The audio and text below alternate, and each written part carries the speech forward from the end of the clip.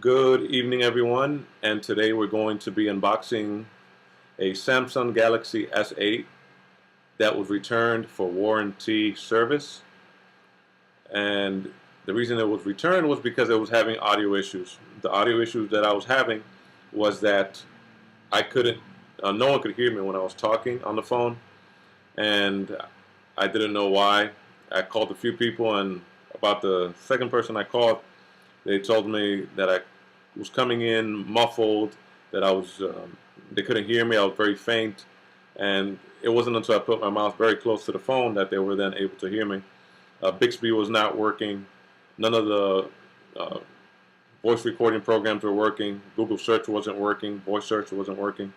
So I then decided it was time to call Samsung customer care, and this is the box. Okay, that's going to come in. Alright, it's packaged very neatly, and right inside here is the Samsung Galaxy S8 phone. And let's go ahead and open it, and voila, right inside we're going to see, there you go, Samsung Galaxy S8. Turn the right side up. See, the bottom is taped. Here you have the charging port, the audio port, the microphone, all there at the bottom, taped up to prevent dust or any other particles, debris from getting in there. And that's great. Take a look. Charging port right there in the middle. Hope you have a clear picture. Can't really tell. Right there. Okay. And it also comes with this case to protect it. I won't be using it, but that's a good gesture. It's a good idea. So the problem I was having with this phone was no one was hearing what I was saying. And I looked at a lot of forums online, and what they were saying was make sure that the audio jack, the charging port, as well as the microphone are clear. And they focus a lot on the microphone port, which is a little hole right here. You take a look right there, and that's supposed to be cleaned with a toothpick. A lot of people were recommending, some people were using paper clips, but for the safety of the device they were saying to go ahead and use a toothpick. Now that didn't work, blowers didn't work. And so when I called customer care, the first thing that they wanted to know was, did I try resetting the machine? They wanted me to back up the information I had, the pictures and the music that I had on this device, because they wanted to do a factory reset, just to see if once the settings were clear, if I can get my audio restored. And I did that twice, and it did not fix the problem. So what I did then was, first of all, the first call got disconnected. The second call, we went through all the procedures, and twice, and that's when they agreed to send me an RMA, a Return Merchandise Authorization number, and they send you a postage that you have to stick on a box. You put this in a box, well protected, with your charger, and you write the RMA number on every side of the box. You paste that label on top of the box that you're going to send it back in. So if it was this box right here, you would write your RMA number here, here, here, and here, and you put the label right on top like that.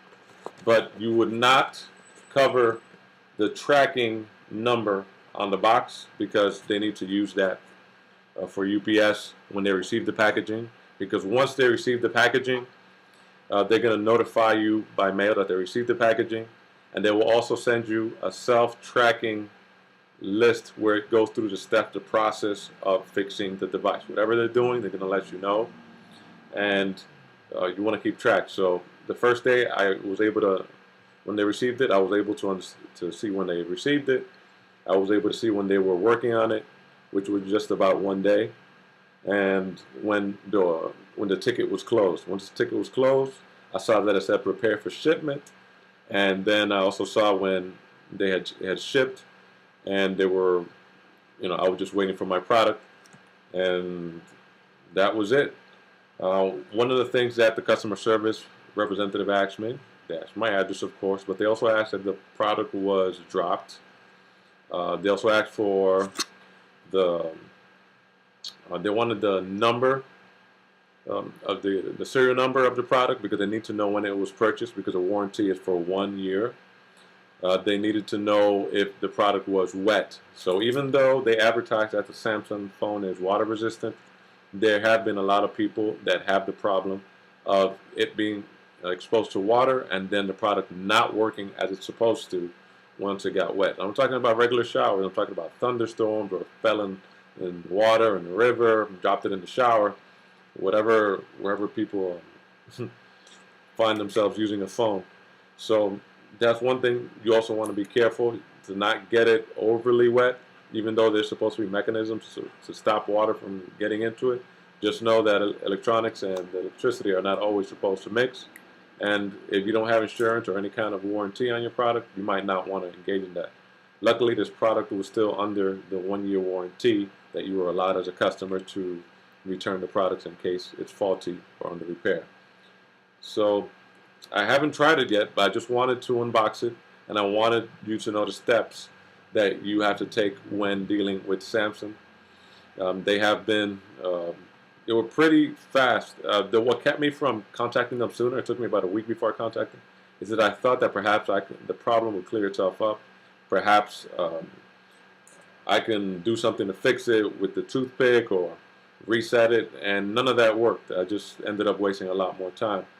So if you're still under warranty, just send it to get fixed. And from my experience so far, they've done a good job with it, and that has been it. If you have any comments or you have any questions about the Samsung warranty return service, feel free to let me know. That's all I could think about for the moment that I had to go through. The turnaround time, counting weekends, was about, I'm going to say about maybe a week and a day. They said it could take about 5 business days. Just so you can know the time period behind it, timetable behind it, if you can't do without a phone for a long period of time. I was shipped from Philadelphia, and I was getting it to a warehouse, let's say, they say in Michigan, Samsung said. But I noticed that the product itself shipped from Texas. I asked if I can get the product to a service center myself, but the closest one to Philadelphia was in either Wayne, Pennsylvania, which is far, and also in Cherry Hill, New Jersey, which is also far. So I just decided to just mail it in, save myself the hassle, wait a little bit, and use my SIM card on my old phone. And even though my old phone doesn't hold the charge as well as this one, or compared to any phone, it still served the purpose for a few days that I had to wait for this product to arrive. So again, any comments or questions, feel free to ask. Feel free to subscribe. Feel free to like or dislike the video. And have a good day.